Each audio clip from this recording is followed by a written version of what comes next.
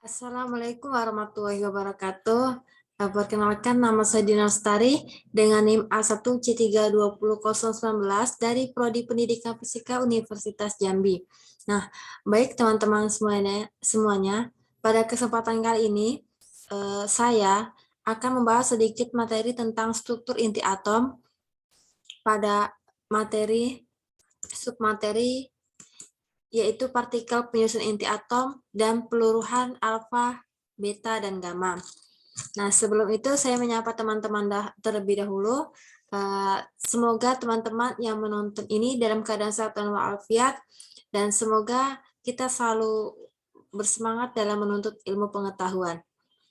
Nah, baiklah, di sini saya dari Prodi Pendidikan Fisika Universitas Jambi, pendidikan. Nah, akan membahas tentang materi partikel penyusun inti atom. Nah, atom adalah suatu bagian terkecil dari suatu materi yang masih memiliki sifat unsur tersebut. Struktur atom menggambarkan bagaimana partikel-partikel dalam atom itu tersusun. Nah, sebagian besar atom terdiri dari ruangan hampa yang di dalamnya terdapat inti yang sangat kecil, di mana massa dan muatan positifnya dipusatkan dan dikelilingi oleh elektron yang bermuatan negatif. Inti atom tersusun atas sejumlah proton dan neutron. Jumlah proton di dalam inti atom menentukan muatan inti atom tersebut, sedangkan massa atom inti ditentukan oleh banyaknya proton dan neutron. Selanjutnya, ketiga partikel itu atau proton, neutron, dan elektron dengan kombinasi tertentu membentuk suatu unsur yang dengan lambang dapat dituliskan sebagai X ini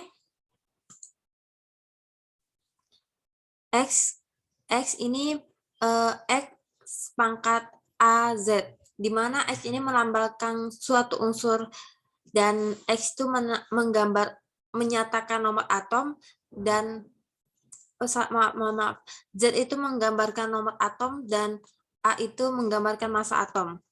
Di mana nomor atom itu adalah jumlah elektron sama dengan jumlah proton.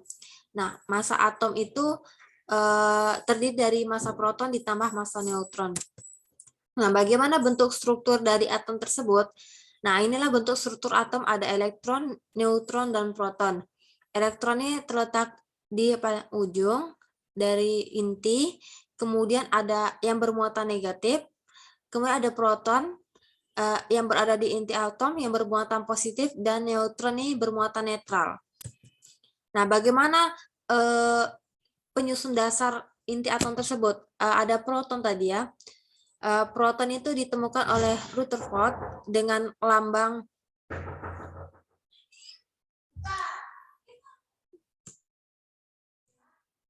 dengan lambang P dan nilai itu 11, dengan massa proton itu sebesar 1673 kali 10 pangkat negatif 23, dengan muatan positif yaitu 1,6 kali 10 pangkat negatif 19. Ada yang dinamakan dengan partikel neutron yang ditemukan oleh James dengan lambang N dengan muatan nomor massa 1 dan nomor atom 0, dengan massa dari neutron itu sebesar 1675 kali 10 pangkat negatif 3, dan muatan neutron itu 0 tadi ya. Kemudian ada partikel elektron yang ditemukan oleh J.J. Thomson dengan lambang yang diberikan itu dengan nomor massa itu 0 dan nomor atom itu negatif 1. Massa dari sebuah elektron tuh 9109 kali 10 pangkat negatif 3 dengan muatan negatif sebesar 1,6 kali 10 pangkat negatif 19. Nah, kemudian ada yang kita sering kenal dengan namanya isotop, isobar, dan isoton. Nah, apa sih itu isotop? Isotop itu adalah sebuah atom yang mempunyai nomor atom sama, tetapi nomor massanya berbeda. Setiap isotop, suatu unsur memiliki sifat kimia yang sama karena jumlah elektron valensinya sama. Isotop unsur ini dapat digunakan untuk menentukan massa atom relatif atau AR. Massa tersebut didasarkan kelimpahan isotop pada massa semua isotop.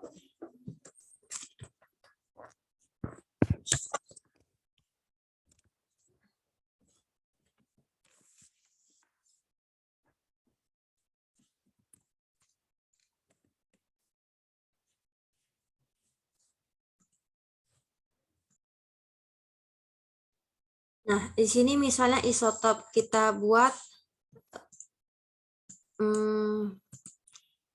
unsur Cl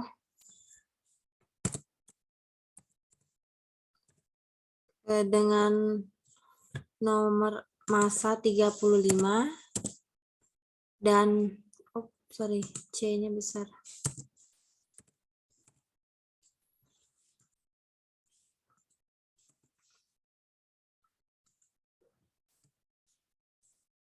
Cl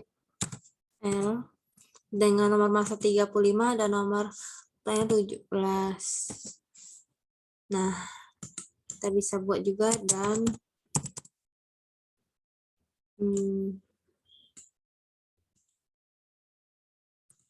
ini kita bisa buat Cl 37. Nah, isotop ini kan yang mempunyai nomor atom. Nomor atom kan yang di bawah itu ya, yang 17 nih. Nomor atomnya sama. Kemudian ada isobar tadi ya. Isobar adalah unsur-unsur yang memiliki nomor atom berbeda tetapi nomor massanya sama.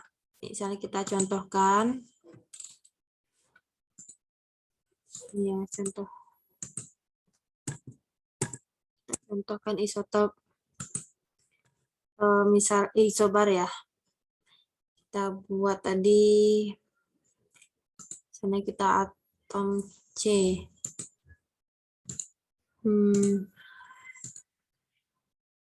C dan nih kita buat misalnya C karbon ya, unsur karbon. Nah, dengan nomor massanya 14 dan itunya 6 artinya 7. Nah,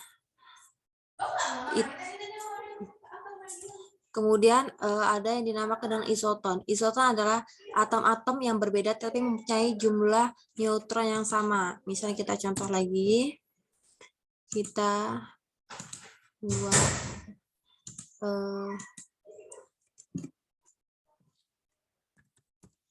dan misalnya ini kita buat nitrogen. Sini kita buat oksigen, di mana nomor massanya itu 14, nomor atomnya itu 7, kemudian oksigen itu nomor 15 ya, nomor massa 15, nomornya. Nah, kenapa ini dikatakan isotop? Bisa misalnya kita kan nomor atom jumlah neutron tuh berarti 14 dikurang 7 nih kan sama dengan 7. 15 dikurang 8 juga 7, sehingga dia mempunyai nomor atom yang sama. Nah, ini kan tadi kita sudah mengetahui. Nah, coba kalau kita lihat dari unsur Al atau aluminium ini memiliki nomor massa ya. Nomor massanya itu 27 dan nomor atomnya itu 13. Nah, berapa protonnya? Buat kita proton. Kemudian elektron. Kemudian neutron.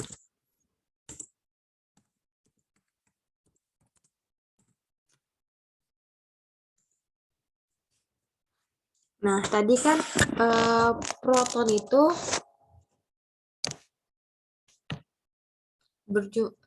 protonnya itu berarti 13 ya. Proton itu kan sama dengan neutron tadi. Proton sama dengan elektron, berarti elektronnya juga 13. Kemudian neutronnya itu 27. dikurang 13 ya. Sama dengan 14. Nah, begitu. Itu materi sedikit mengenai partikel penyusun inti atom yang terdiri dari elektron, proton, dan neutron. Nah, selanjutnya ada yang dinamakan peluruhan alfa, beta, dan gamma. Nah, apa itu peluruhan? Peluruhan radioaktif atau sering disebut juga dengan peluruhan nuklil atau radioaktivitas adalah proses pemecahan inti atom yang tidak stabil sehingga terjadinya kehilangan energi berupa massa dalam diam dengan memancarkan radiasi seperti partikel alfa yang ditandai dengan inti helium, partikel beta yang ditandai dengan elektron atau positron dengan neutron dan sinar gamma. Nah, material yang mengandung inti tak stabil ini dianggap radioaktif. Satuan nasional atau satuan SI untuk pengukuran peluruhan radioaktif adalah becquerel atau Becky yang diambil dari nama ilmuwan fisika Francis Henry Becquerel. Nah, selanjutnya kita akan membahas tentang peluruhan alfa. Apa itu peluruhan alfa? Peluruhan alfa adalah salah satu bentuk peluruhan radioaktif di mana sebuah inti atom berat tidak stabil melepaskan elektron partikel alfanya dan meluruh menjadi inti atom yang lebih ringan dengan nomor massa 4 kali lebih kecil dari nomor atom 2 kali lebih kecil dari semulanya. Nah, untuk suatu inti atom yang memancarkan sinar alfa itu akan mengalami pengurangan 4 nomor massa dan 2 nomor atom. Partikel alfa ini merupakan inti helium yang dipancarkan semua inti yang tidak stabil. Oleh karena itu, lambang dari partikel alfa adalah unsur helium atau He dengan nomor massa 4 dan nomor atom 2.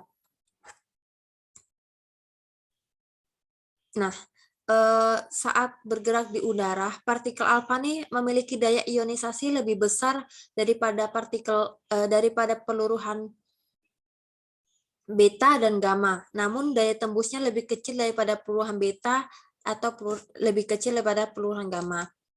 Nah, secara umum reaksi penulisan peluruhan alfa itu AX menunjukkan unsur dengan A itu menunjukkan nomor massa dan Z itu nomor atom, di mana A dikurang 4 nanti dan Z dikurang 2. Ini menjadi sebuah unsur Y ditambah dengan peluruhan dari alfa itu disimbolkan dengan helium tadi ya, He dengan nomor massanya 4, nomor atomnya 2, dan ditambah K itu massanya. Nah, pada reaksi ini berlaku hukum kekekalan massa dengan yang mana di mana tuh kekekalan massa itu berbunyi bahwa nomor massa sebelum dan setelah reaksi, nomor massa dan nomor atom sebelum dan setelah reaksi itu sama. Nah, misalnya kita contohkan uranium dengan nomor massa 235 dan nomor atom 92, kita ubah menjadi thorium ditambah dengan peluruhan alfa. Berarti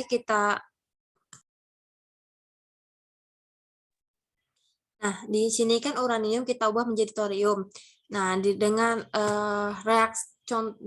menggunakan reaksi alfa, maka di sini helium, maka di sini kita buat 90.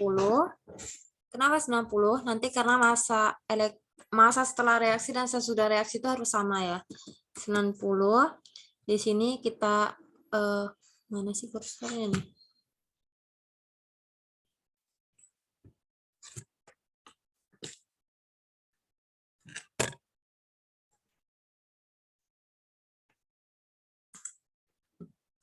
Nah, di sini jadi 231 ya. Nah, 231 ditambah 4, maka 235 kan nomor massanya, dan 90 ditambah 2, maka 92.